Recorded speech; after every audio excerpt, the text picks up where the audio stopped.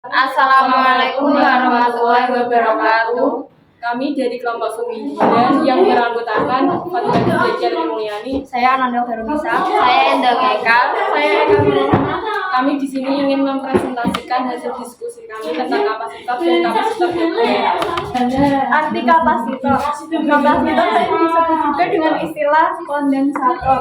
Kapasitor adalah komponen elektronika pasif yang dapat menyimpan muatan listrik dalam waktu sementara dengan satuan kapasitasnya adalah farad.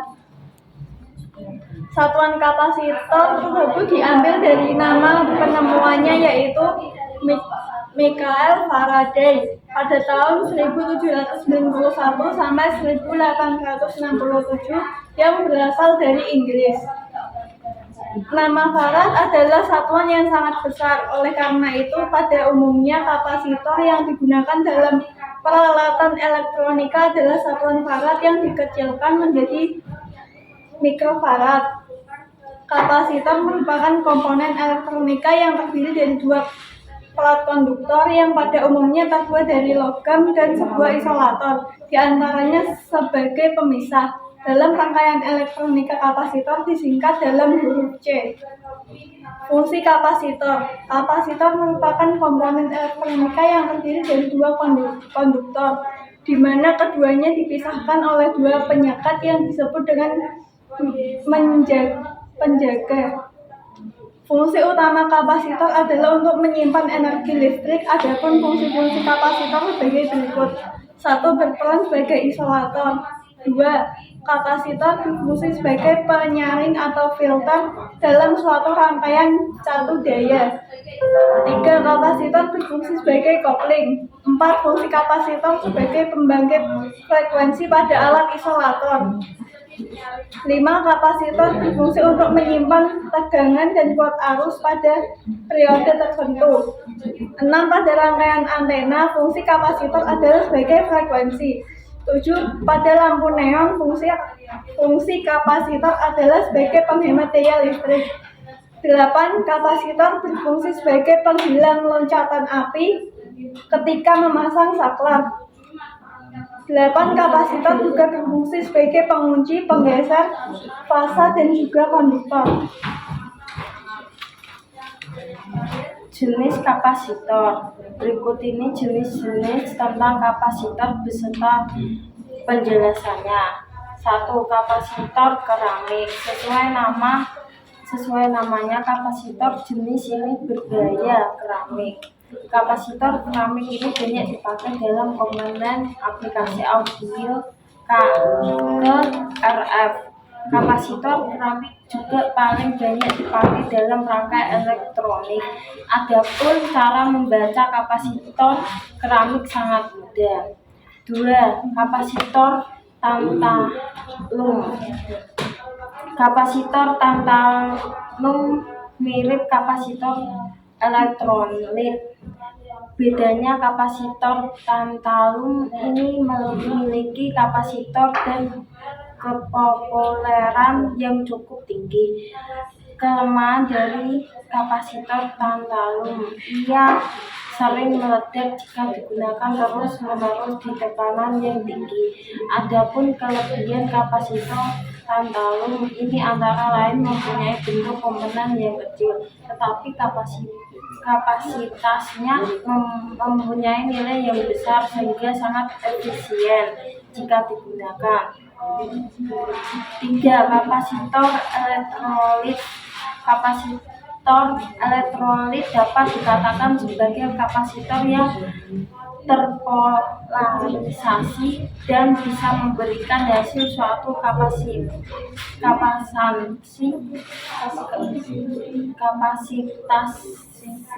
tinggi sampai di atas 1 mikrofarad.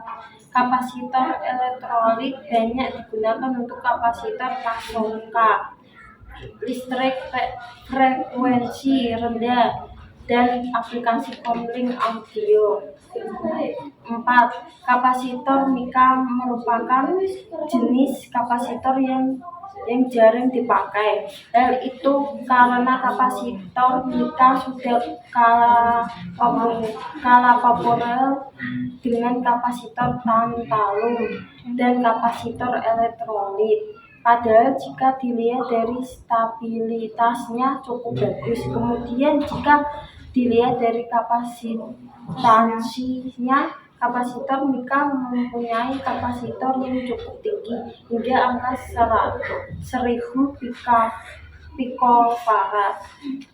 5. Kapasitor kertas. Kapasitor kertas merupakan satu di antara jenis kapasitor yang isolatornya terbuat dari satu kertas.